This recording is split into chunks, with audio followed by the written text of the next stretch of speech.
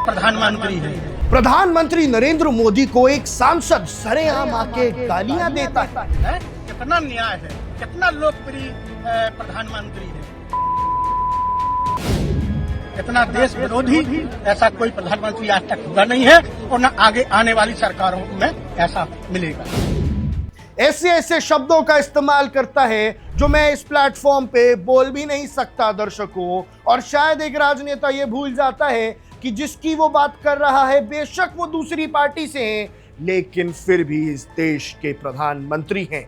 आज हम बात करेंगे उस सियासी भूचाल की जिसने उत्तर प्रदेश से लेकर दिल्ली तक के गलियारों में हलचल मचा दी है। क्या लोकतंत्र में विरोध की आड़ में मर्यादा की लक्ष्मण रेखा लांघी गई है? यह सवाल आज इसलिए बड़ा हो गया है क्योंकि महोबा से समाजवादी पार्टी के सांसद अजेंद्र सिंह लोधी ने प्रधानमंत्री नरेंद्र मोदी के खिलाफ कुछ ऐसी टिप्पणियां की हैं जिसने मर्यादा के सारे बांध तोड़ दिए। आज की इस विशेष वीडियो में हम समझेंगे इस पूरे विवाद की जड़, वो शब्द जिन्होंने आग लगाई और 2027 के महासंग्राम से पहले बदलती सियासी जुबान का असली मतलब। दर्शकों, 11 मई 2026 को महोबा उत्तर प्रदेश में कुछ ऐसा सीन हुआ जहां एसपी कार्यकर्ता बिजली कटौती और बढ़ती महंगाई जैसे जनहित के मुद्दों पर प्रदर्शन कर रहे थे। सांसद अजेंद्र सिंह लोधी महामहिम राज्यपाल के नाम एक ज्ञापन सौंपने पहुंचे। मुद्दा जायज था, जनता की आवाज उठाना विपक्ष का काम है,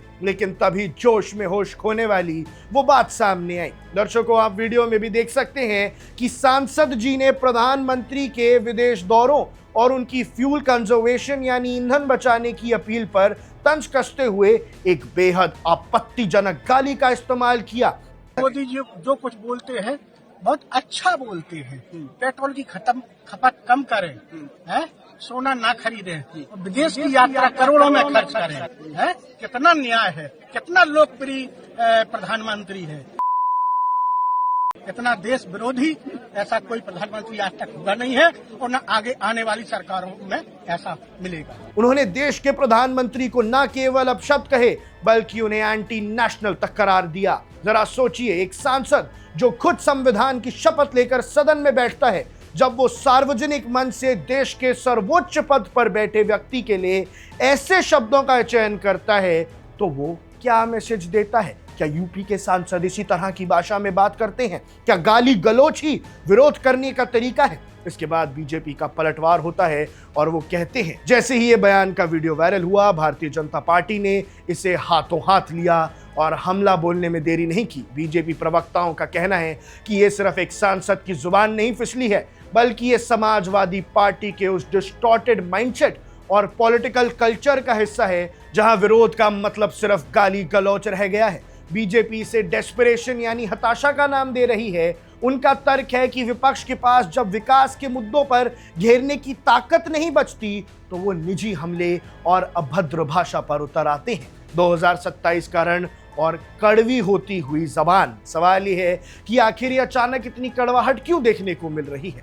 उत्तर प्रदेश में 2027 के विधानसभा चुनाव की आहट अभी से सुनाई देने लगी है। एसपी और बीजेपी के बीच ये जंग अब सिर्फ नीतियों की नहीं रही बल्कि पर्सनल हो चुकी है। अजेंद्र सिंह लोधी का ये बयान इकलौती घटना नहीं है। पिछले कुछ महीनों में हमने देखा है कि दोनों तरफ से तीखे बाण छोड़े जा रहे हैं, लेकिन एंटी नेशनल बोलना और ऐसी गाली का प्रयोग करना ये राजनीति को शोभा नहीं देता और ये भी दिखाता है कि किस प्रकार की भाषा एसपी के नेता इस्तेमाल कर रहे हैं। दर्शकों, महंगाई पर बात होनी चाहिए, बिजली संकट पर सरकार को घेरना जरूरी है, लेकिन क्या बिना गाली दिए विरोध संभव नहीं है? समाजवादी पार्टी के सांसद के इस बयान ने बीजेपी को एक बड़े चुनावी मुद्दा प्लेट में सजाकर दे दिया है। अब देखना होगा कि अखिलेश यादव अपनी पार्टी के सांसद के इन बिगड़े बोलों पर क्या रुख अपनाते हैं। क्या वो इस पर माफी मांगेंगे या जनता का गुस्सा बताकर डिफेंड करेंगे? राजनीति अपनी जगह है, पर शब्दों की गरिमा ही लोकतंत्र की असली पहचान होती है। अगर नेता ही मर्यादा भूलेंगे तो कार्यकर्ताओं से शालीनता की उम्मीद कैसे की जा सकती है? आप देख रहे हैं वन इंडिया और आपकी जो भी राय हो हमें कमेंट सेक्शन में जरूर बताइएगा। मैं हूं आकृष कौशल। Subscribe to One India and never miss an update. Download the One India app now.